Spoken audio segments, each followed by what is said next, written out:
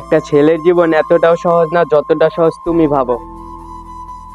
কারণ একটা ছেলে তার ফ্যামিলিকে হাসি খুশি রাখার জন্য এবং লাইফে প্রতিষ্ঠিত হওয়ার জন্য জীবন থেকে অনেক কিছু ত্যাগ করে।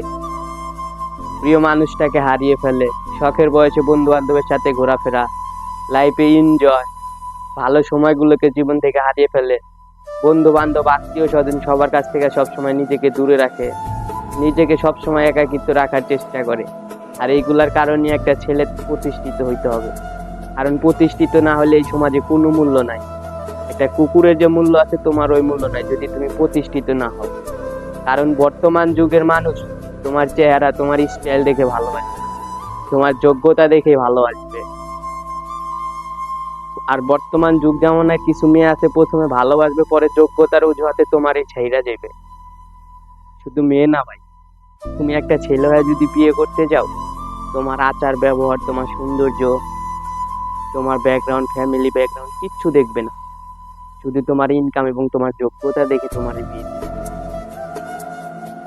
বর্তমান যুগের কিছু ছেলে আছে প্রতিষ্ঠিত না হয়ে আবেগের বয়সে কাউকে ভালোবাসে ফেলে, পরে বিচ্ছেদের জ্বালা যন্ত্রণা ভোগ করতে করতে সে একসময় পাগল হয়ে যায়।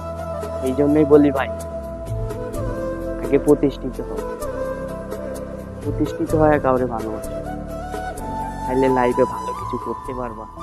আর আমি প্রতিষ্ঠিত হতে বলতেছি কারণ তুমি প্রতিষ্ঠিত হইলে তুমি তোমার ফ্যামিলির কাছে ভালো ছেলে, এই সমাজের কাছে ভদ্র ছেলে এবং প্রতিষ্ঠিত একটা ছেলে, তখন তোমার বন্ধু বান্ধব, আত্মীয় স্বজন সব, তখন তোমার কেউ ভালোবাসবে। আর যদি তুমি প্রতিষ্ঠিত না হও, কেউ তোমারে ভালোবাসবে না, তোমার ফ্যামিলি, তোমার আত্মীয় স্বজন, বন্ধু বান্ধব, কেউ না। আর প্রতিষ্ঠিত হইতে গেলে তো অনেক সময় সবার কাছ থেকে নিজেকে দূরে রাখতে হয়। এই জন্য সবাই বলে ছেলেরা নাকি খারাপ, ছেলেরা স্বার্থপর। ভাই সত্যি, একটা ছেলে কখনো স্বার্থপর না। ওই সব মেয়ে বুঝবে না যেসব মেয়ে স্বার্থপর, কখনো একটা ছেলেরে বুঝবে না তার মনে। আপনি কি কখনো ভাই প্রেম করছেন? বিচ্ছেদের জ্বালা করে বলে বোঝেন?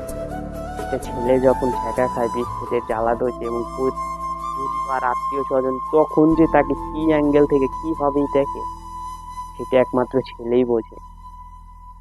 তার দুঃখ কষ্টের কথা তখন কাউরে বলতে গেলে সবাই তারে অবহেলা করে।